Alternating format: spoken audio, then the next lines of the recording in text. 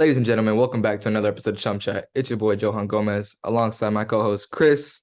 And today we got a very, very special guest. I don't think he needs much of an introduction, but if you don't know him, Golden Ball, Golden Boot winner for the U20s.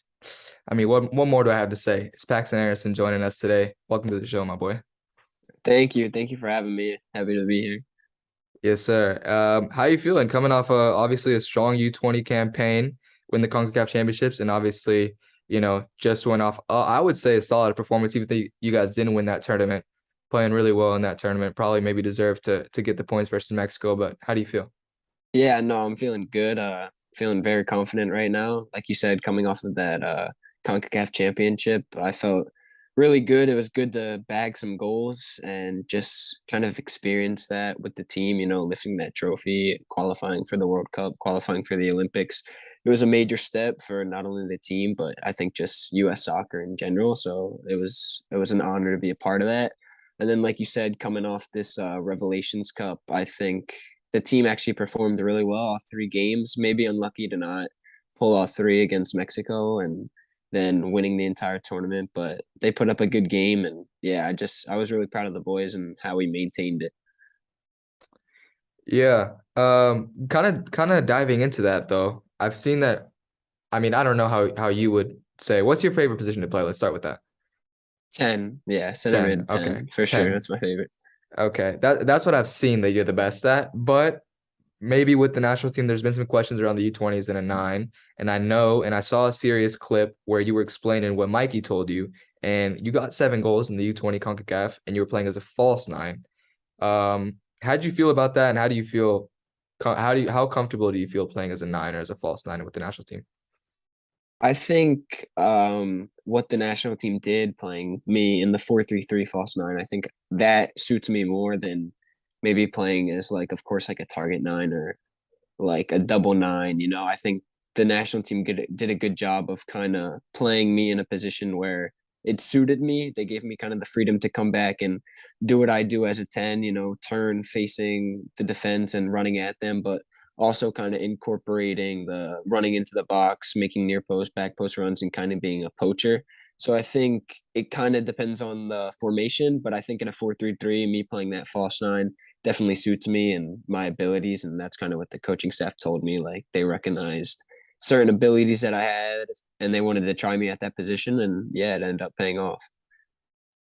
I've had Mikey as a coach. I like him a lot. Jogo, that's like Jogo's favorite coach of all time. But how do you like Mikey, and how did the guys like Mikey now?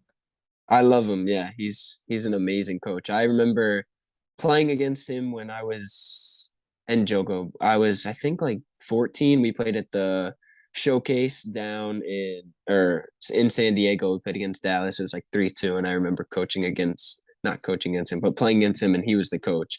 And then I remember having him in like a couple of U16 camps, U15 camps, just always kind of being in and around the mix. And I always liked him from the start. And then having him be my head coach now with U20s is honestly a dream come true. He's worked with the players and he's built these relationships that are everlasting. And I think he's done a great job with connecting with each and every single player and yeah, just working towards that final goal. I mean, like you just said, you guys have known each other for a while. You and Jogo, a lot of the teammates have known each other for a little bit. How do you think that team chemistry that we have nowadays with U.S. soccer, where our teams are growing up a lot younger together? Do you think that's a big contributor to the team's success? Yeah, I think for sure.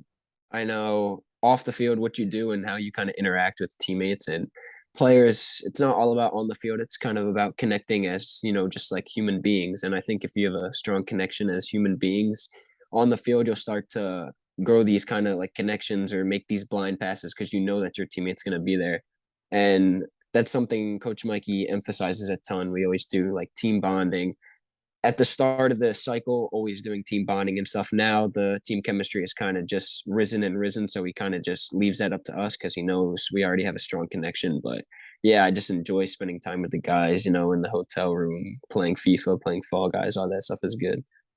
Yeah, definitely. I Yeah, mean, one of the biggest downsides that a lot of people attack the U.S. for is our foundation, how players are developed growing up. But with us being isolated over here, one of the only countries, all of these American players playing against each other growing up. Something that we don't get enough credit for with our system is that adds to a lot of chemistry between you guys. You're constantly growing up playing against each other, whereas maybe in Europe, that's not something that all of those players are getting.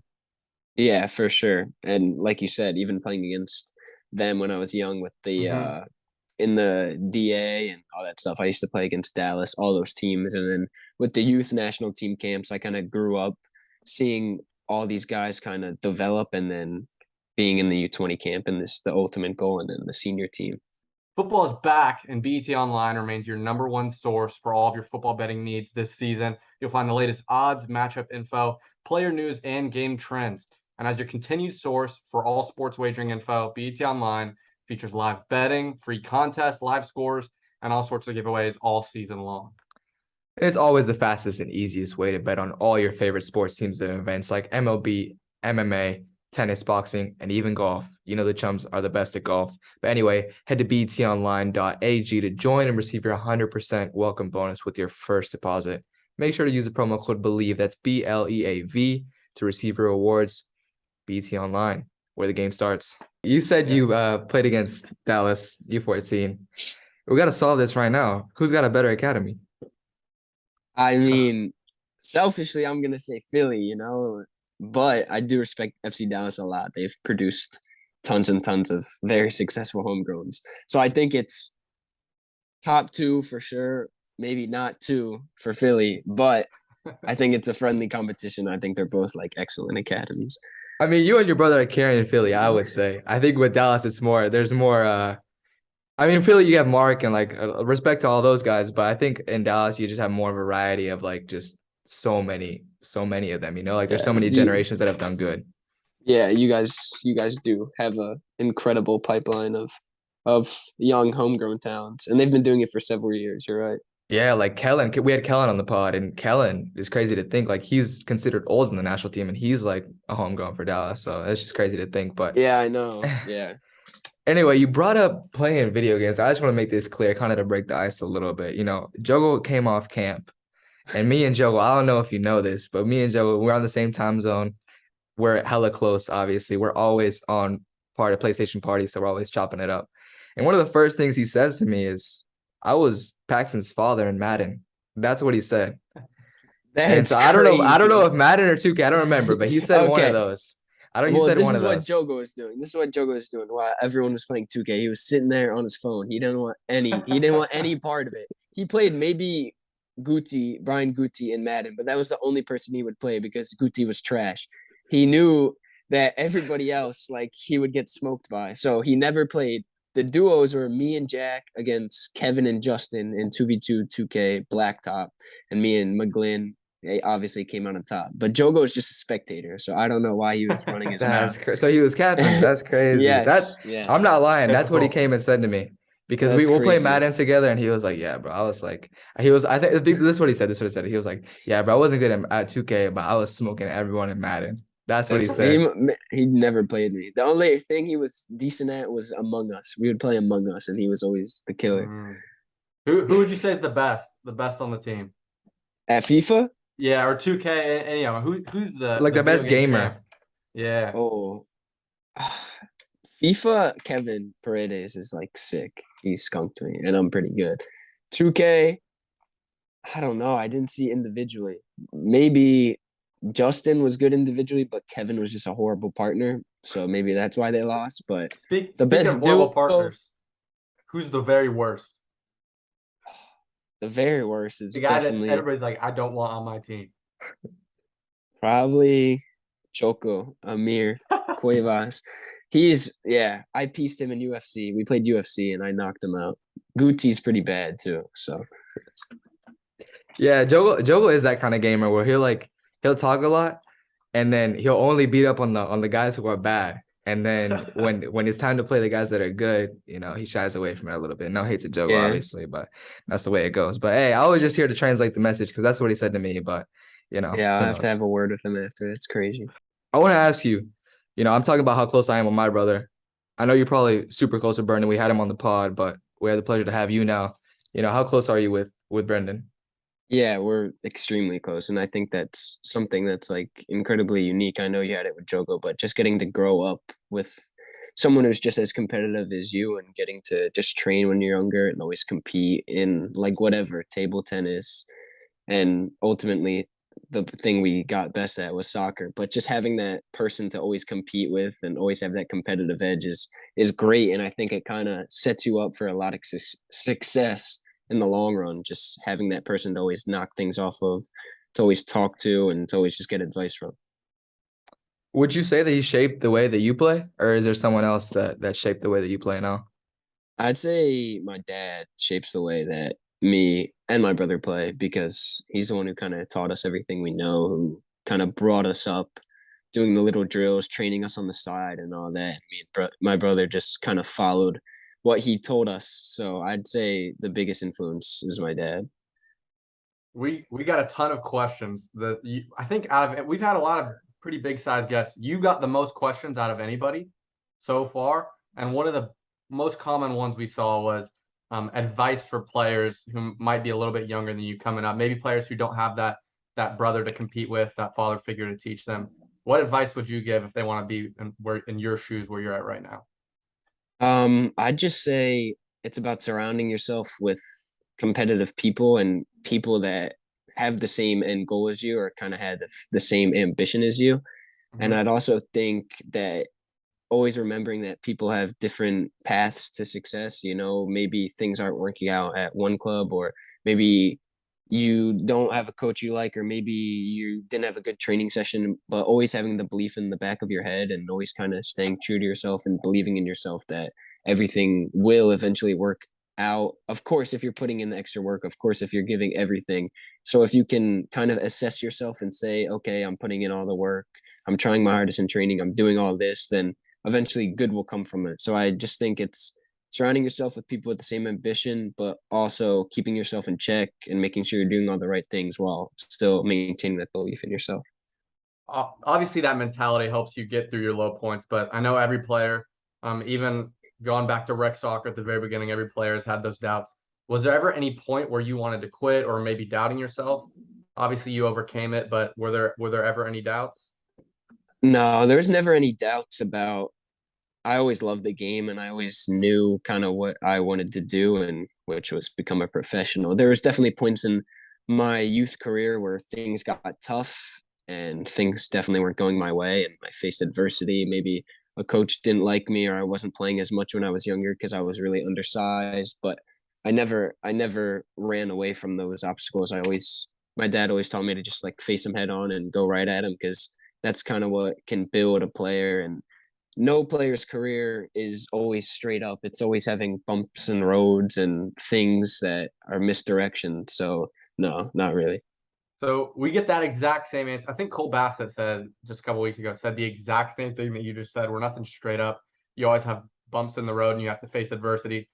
As the lone non-professional soccer player on this podcast, and I know a lot of other fans watching also aren't professional soccer players. So obviously, I think if you take that mentality, you can be successful in whatever you do. A question that I have for you that I'm just curious about is, if you weren't a professional soccer player, what do you think you would be? Where do you think you'd take that mentality and apply it to? That's a good question. I always kind of have a tough time thinking about this, because like when I was young, I always just had my mind on like being a professional, and I didn't really want to think about anything else, which Hmm. probably wasn't the best mindset, because you always have to have a backup plan. But I'd say I'd want to stay in the game. So maybe being like an agent, or trying to work myself up into being like a technical director, just starting off as a coach. I definitely want to stay in the game. So maybe it's just like personal training, or like individual coach. So a player comes to me and it's like, I want to work on these things, and I do it with that, but working with that at a club. So yeah, kind of like that. There you I have a go. personal question because I know Jogo just now finished high school. I don't know if you're still doing school or if you finished. I know you've probably been doing online or the Philly Union Academy, that deal that they have. You've probably been doing that for a while. Yeah, I just finished high school. Last year was my senior year. So going into this year, I'm starting classes at it's the University of South Carolina now with MLS, which is nice. I start those classes in the winter.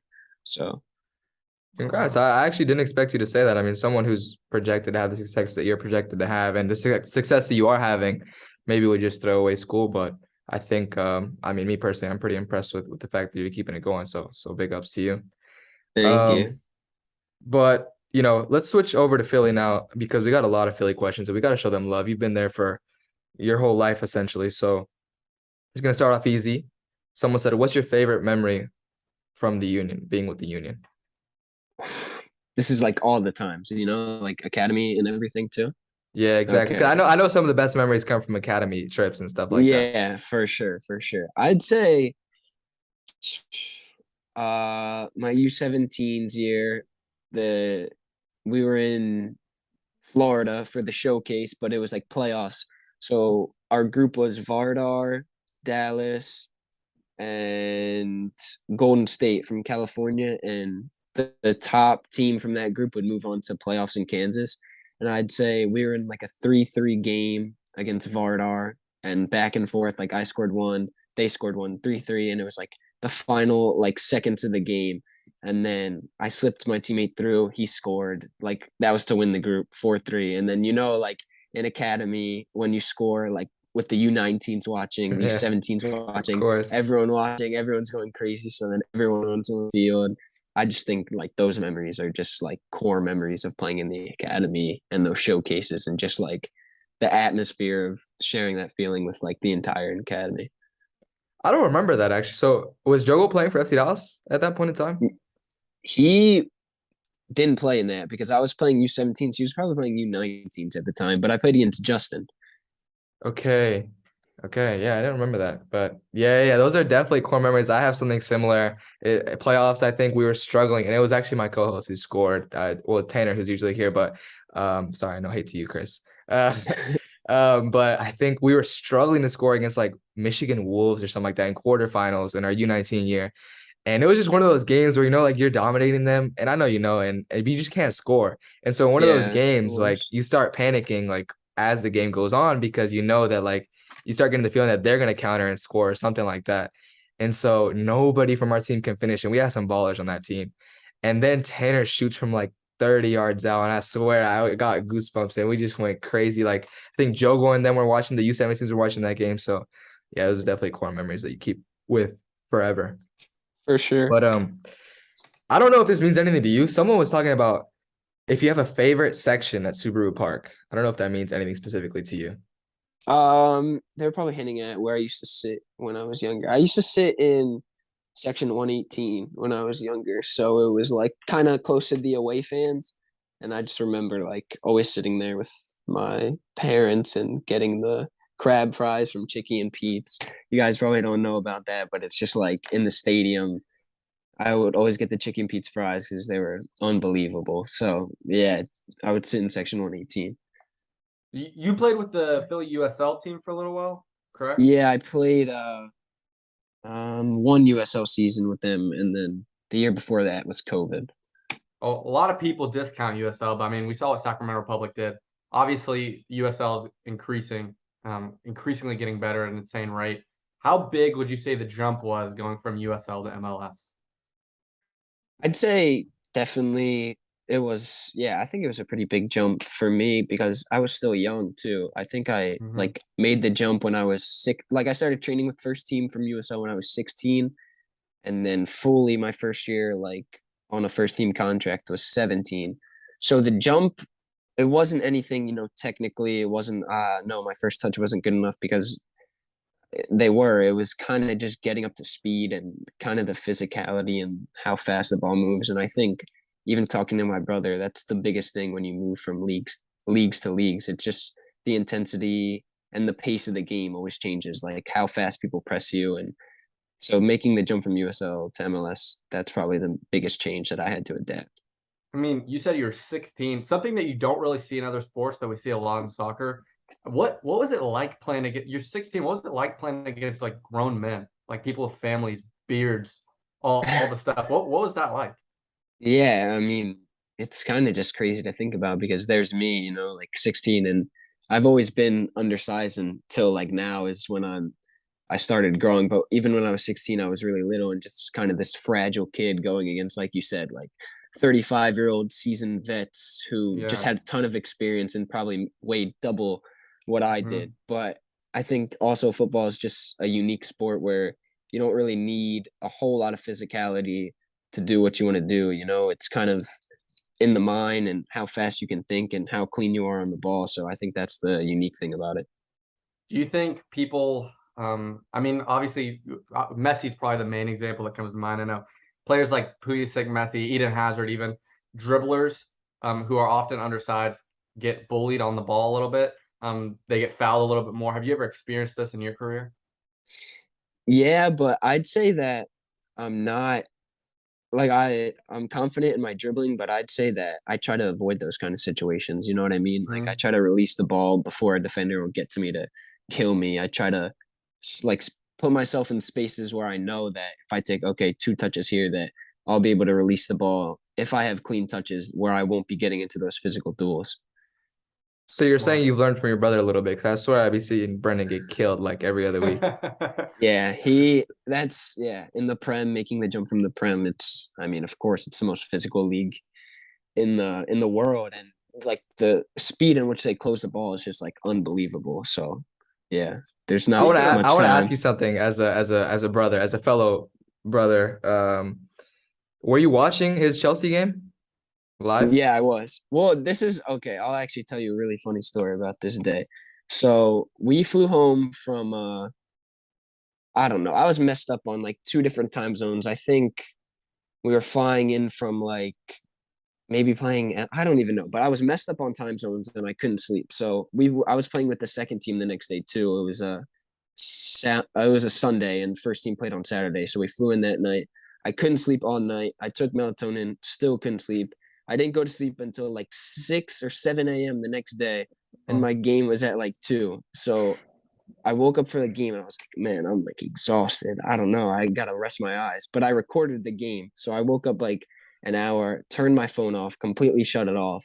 And then I just watched the game at like maybe noon. And then when I saw Brendan strip Mendy, I was just like, oh my God. I turned my phone on to just like hundreds of notifications, just like, oh my God, did you see that? Did you see that? that's crazy. And that was like I mean, Brenden is a super skillful player, but I feel like that's like such a Brenden type goal because he's such a hard worker, you know? And just to like strip, like I was watching it too, and just to see him take the ball off Mendy like that and just score, it's crazy. But I was a little surprised because Brenden, in my experience, I mean, I just met you also, but I mean, you seem just as humble as Brenden. And this is a quick story for people who don't know. So Brenden, he was already on the pod before. So we recorded with Brenden when he just moved to Salzburg. But we had recorded him when he was still at Union, and we lost the file. And so he was like, I don't know how we lost the file, but he was humble enough to come back with us and record again, like for another hour. So I mean, it just goes to show y'all's family's values. But yeah, I mean, I've known him as a humble guy. But when I saw him score his first Prem goal and do a little no look, I was kind of surprised. I don't know if you saw that coming or not. Yeah, I FaceTimed him after that game. I was like, bro, like, did you mean to do that? No look? Like, what was that about? He was just like, I was just like so focused on kind of celebrating after that. I just like put it in and ran to the corner. Yeah, that's crazy. So Is it a bit of a shock factor to see your brother that you've known for your whole life now like at the biggest stage?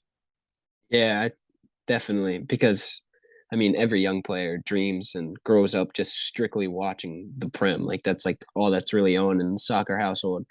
And even just seeing him getting to play against like these top players week in, week out, like every team in the Prem is just top players, no matter who you play. Crystal Palace, Zaha, Aston Villa, Coutinho, just top players. And seeing him being surrounded by all these top players, it's just, yeah, like you said, surreal. I mean, obviously most players have the same answer for this. With you, is the goal the Prem? Is the goal Europe ultimately?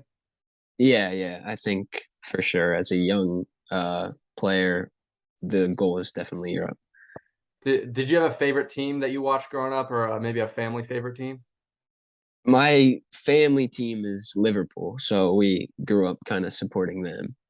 Right now, obviously, I mean, with Leeds right now, we have Jesse Marsh, Tyler Adams, your brother, et cetera, et cetera, et cetera. There's even rumors right now, I think, of Pulisic. maybe moving over there. He's linked there, Juventus, a few other places. How cool would it be if you went to Leeds as well? Yeah, I mean, that would be pretty awesome.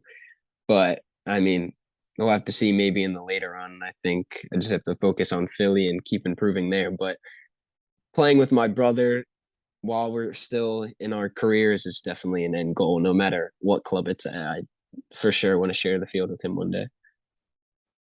We have a couple more questions about that, but it's more about you in the sense of someone asks, and it's a good question. So one of the fans asked, would you switch your position if you were on the same team as your brother? Yeah, for sure. If I had to, or if he wanted to play, like, what do you mean? If he was playing winger and I had to play If y'all eight or were to something? say, if there was the best player in the world, left wing, 9, and right wing, and the only position available was 10 for both of y'all, would you Oh, switch your okay, okay. position to also be an 11 but fit him in also? That is a good question. I've never thought about it like that. Yeah, I Or think I would you would. make him switch? If I was guaranteed like to be in the 11, then Yeah, yeah, yeah. yeah. Yeah, if I was guaranteed in the 11, then yeah, I'd let him I'd let him play his position and I'd play whatever position. That's a good younger brother answer right there. That's like when you know like the older brother has like, kind of put him in his Similar. place a couple of times throughout the years. Or, Yeah. or or was it the other way around? Were you bullying him growing up? Yeah, I think so. I was just always mean. No, I would just get angry when we would play stuff, you know what I mean? I would just So get you were the really so you were angry. the sore loser out of the two. Yeah, but he was the big sore loser because he lost the most, I'd say. Yeah, it So always that's hurts the older brother's ego more when they oh lose. yeah, So for Yeah, sure. definitely, yeah. I That's the remember thing days about me and Johan would be Jogo. crying. I was wondering how you felt because I'm sure you gotten this question before. I know I've gotten it. People ask me, do you think your brother's better than you? Whatever it may be, are you better than your brother? For me, it's easy to say, or even for Joe, it's easy to say, you know, it's hard to say because I play such a different position than my brother, and he's left-footed, I'm right-footed. But if someone asks you that question, you and your brother play essentially the same position. So what's your answer?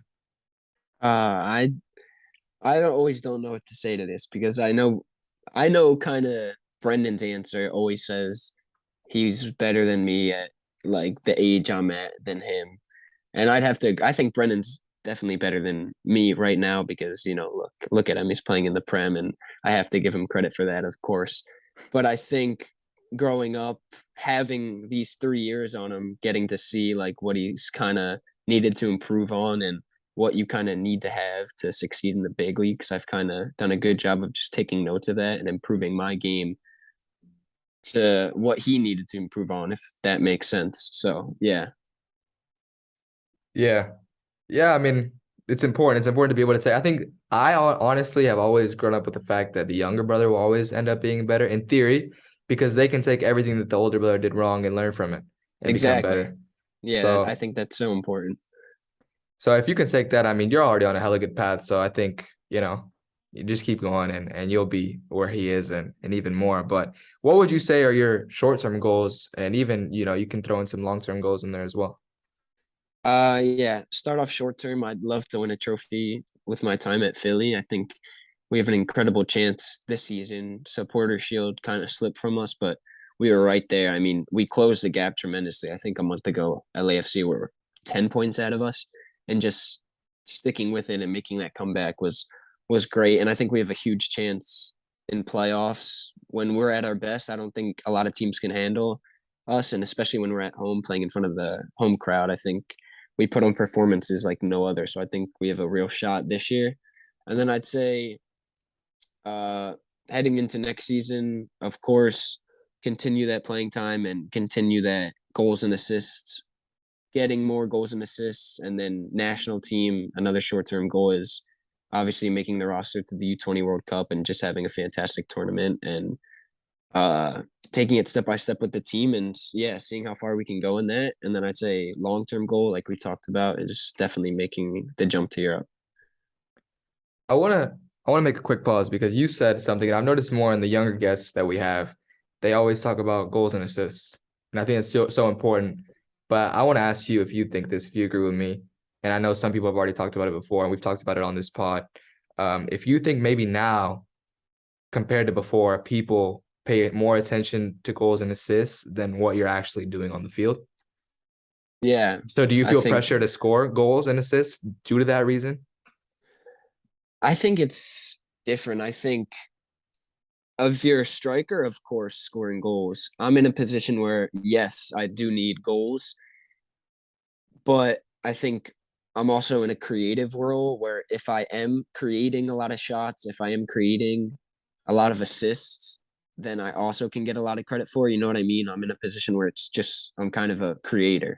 So of course, scoring goals and having assists, people do look at a lot, and I think that is kind of how the modern game has changed too. If you're not having the best of games and you score 2 goals, at the end of the day, they're gonna say, "Yeah, he scored 2 goals." You know what I mean? Yeah. Yeah, I just think it's interesting to see. I think let's face Jude Bellingham was talking about it, and obviously he's a young player, but he's doing big things. But I think he plays a little bit of a different position, but he plays like as an 8 or even as a 10 sometimes with Dortmund. But he was talking about how people only judge him for goals and assists instead of what he's actually doing on the field. So I think it was just interesting to get your take on it. But we got a fan question from a Philly fan, Okay. and they were asking. Now I don't know. You must know.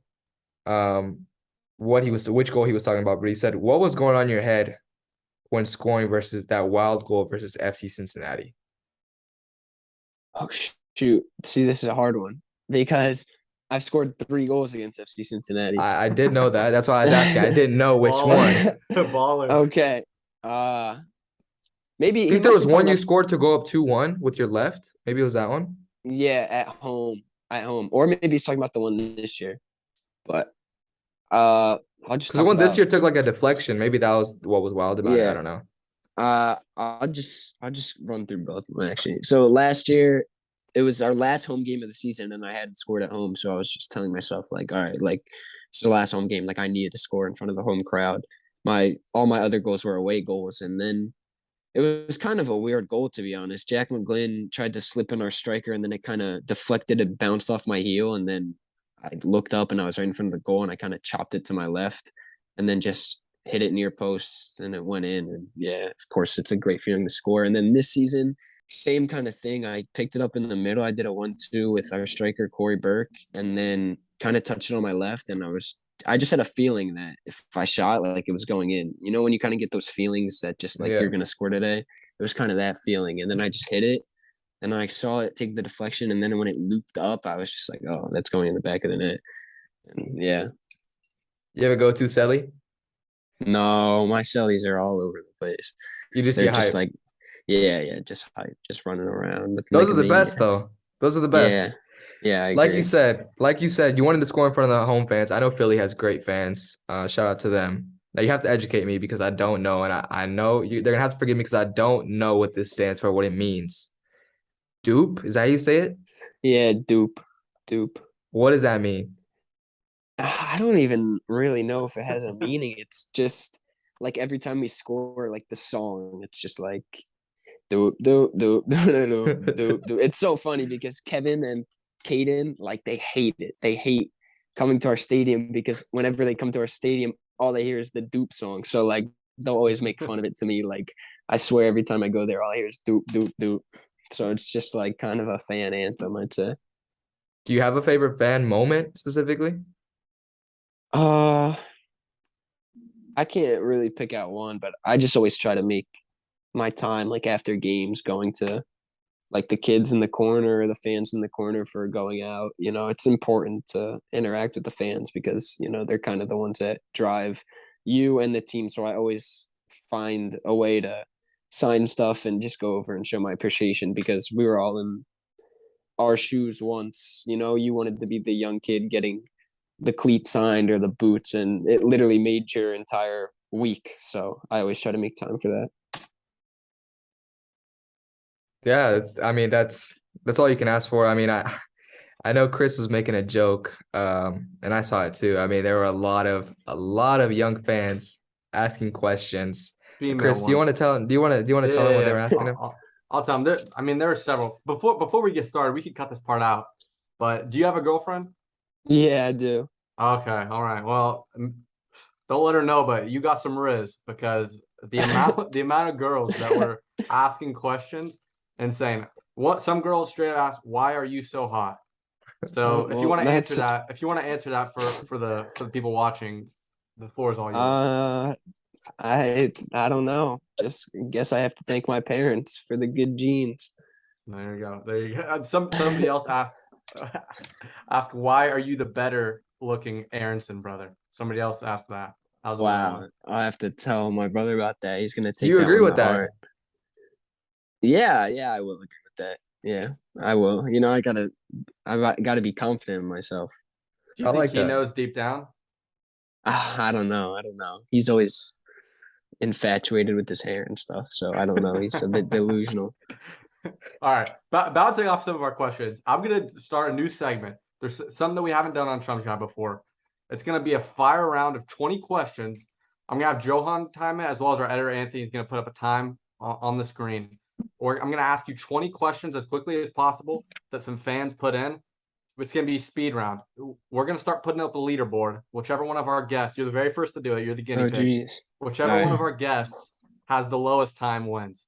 It might All not be right. completely fair because different fans will ask different length questions, but I'm gonna run through it whenever you're ready. Johan, if you want time, let me know I'm when to ready. So go, whenever and I'll whenever you start start firing it asking the off. question, I'll start. All right, So so you're asking me the questions, now I'm answering. yeah, it's fine. We'll try to But go it, quick. Okay. but like if it's not, it might not be a one word Yeah, yeah, answer. yeah. So give an answer, but just give it quick and move on. All If right. if I'm we gonna need take to some bounce water. back on anything after we're done, we can always recap on stuff. All right. Okay, All right. I'm sounds gonna just good. do this. I'm gonna do this. All right. I'm gonna go right now. Who was your favorite player growing up? Lionel Messi for sure. All right. I already asked this. How does it feel to be the better looking Aaronson brother? Uh, Great. Yeah, it just feels great being the better looking one. Somebody asked what your favorite position is. We assume they mean on the field. Center attacking mid, the 10. Okay. Your KP asked this. Who is your favorite national team roommate? Kevin Paredes, room 901. That's my guy. There you go. There you go. Favorite thing to do besides soccer? Surfing in the summer. There you go. Favorite restaurant?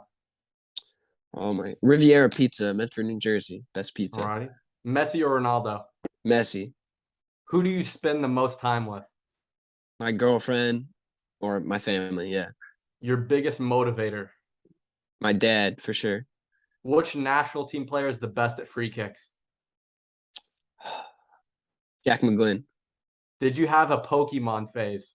Yes. And my brother did. We love Pokemon. Which of your teammates has the most Riz? Not Brandon Craig, that's for sure. Jose Martinez, Okay. Dream player to play with? Lionel Messi. Biggest pet peeve? When someone chews really loud. Favorite food? Cheesesteak. How tall are you? 5'9.5", Ah, like 5'10". okay. We'll round it to 6 foot. Game day meal. Yes. Pasta All from right, that's time it. yeah. Time it. Time it. Done? 1 minute 39 seconds. Oh, Solid. I jeez. hope I didn't Wa- miss any. If it was 19, Was not you're the welcome. fastest, but he gave us good answers, so we Yeah, appreciate it. exactly. Of course. It's all You about got you the had to fluidity. you had to keep it Philly with the cheesesteak. Is that a genuine answer, or were you just trying to like Mm, stroke Philly people's egos and stuff? No, I actually love cheesesteaks. Yeah. It's that, yeah, like when I order out, it's always mostly a cheesesteak. How often I said do you have your cheat meals? Are you on a pretty strict diet? Me, yeah, no. I kind of just eat whatever is provided, you know what I mean? Whatever my mom and dad are cooking up, I just eat. Hey, that's what the ballers do. That's what I hear. Yeah. boys, I'm gonna keep it a buck with y'all real quick. There were more questions on the second page. I only just asked you 17. But Alright, hey, it's but alright.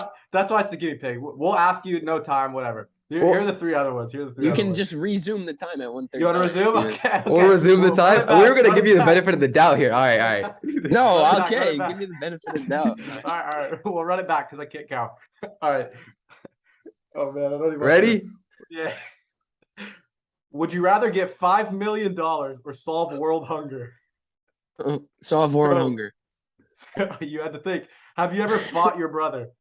Yes, multiple times. Who wins? Me. Okay, the last one. What is your most used emoji? You might have to check. Okay, we'll go check right now. The laughy emoji, just strict laughy emoji. Yeah. Which one? The sideways phase, the new one, No, or the straight. classic? The classic. All right, you're a classic man. All right, time's done. We're good. 2 minutes, 5 seconds. It's not a speed round. It's like just 20 questions in a row. Keep it 139. Keep it 139, please. We'll give him the benefit of the doubt. We need somebody to hold that top spot in the leaderboard. Yeah, we'll keep it 139 for now. We'll keep it 139 for now. 139. Keep it 139. As you see behind me, we define success. We've interviewed, NFL players, mostly football players, like soccer players, but all kinds of athletes. So we want to ask you, a lot of people might say you've achieved success, but we want to ask you if you think you've achieved success and how do you define it?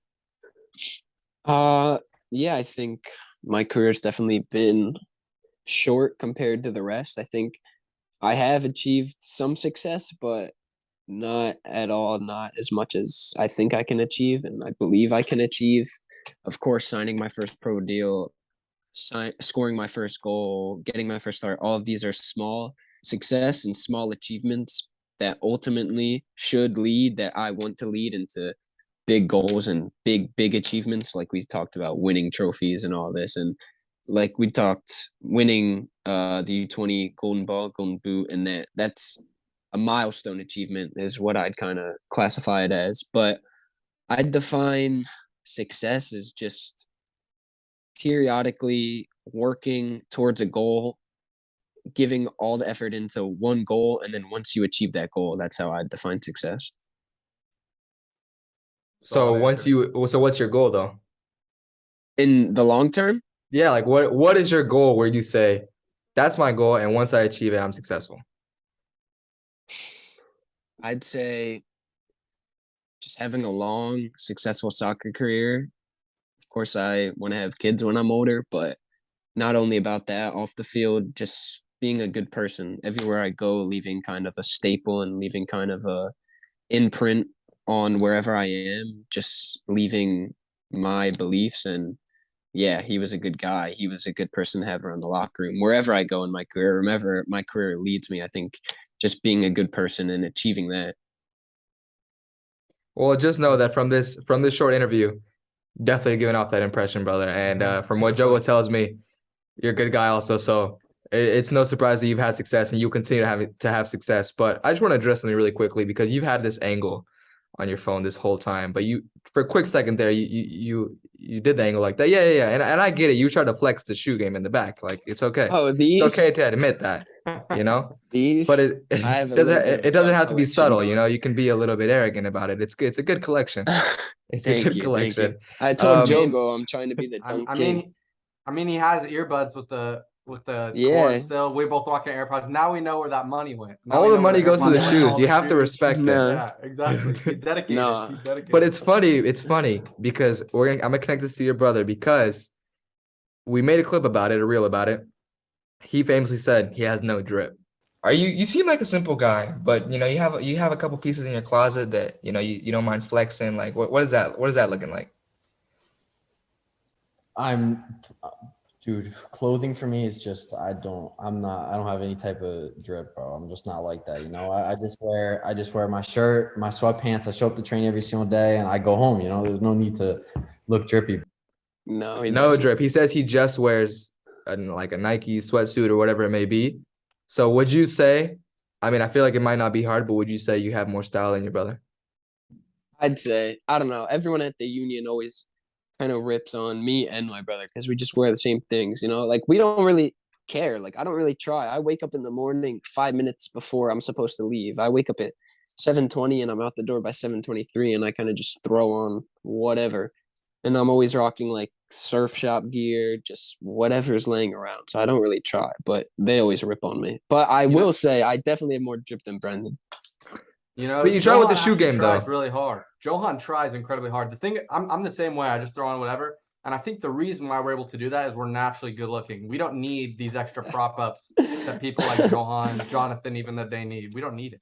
Yeah, they're looking at our faces while they're looking at their outfits, That's what I'm saying. They need it. But Paxten, I'll let this guy Chris gas you out, man. But no, we always ask all of our guests, is there anyone, and you can't say Jack because he's already coming on. Is there anyone who you want to see next on ChumChat? Anyone who you think would be a good guest? Have you guys had Kevin Paredes? Yeah, we did. We have You had had Kevin. Kevin? He would be a great He guess. might be due You- for another. He might be due I for another, think but yeah, he was I a great think guest. what about Brian Guti? We haven't had Gucci on. I think he'd be a good guess. He's He's a funny guy. he's special person. He's always sleeping. So We might have to bring up the fact that you called him the worst gamer if we have him on. So, definitely. he might have a word about that. you can. All right, brother. Well, we appreciate you coming on. Do you have Yes, anything? sir. Your Instagram will be plugged throughout the whole episode. So you guys go, the ones watching, go show love to him and go follow him in their journey to clinch the MLS Cup. But is there anything that you want to say to the fans or anything that you want to plug, any kind of social media or anything like that? No, I'm all good. Just thank you for watching. Great podcast, and just thank you for having me on. It's been fun. Of course, brother. And if you guys like the episode, make sure, like I said, to go show love to Paxten. Like, share, and subscribe. And as we always say, go find your own success. Deuces.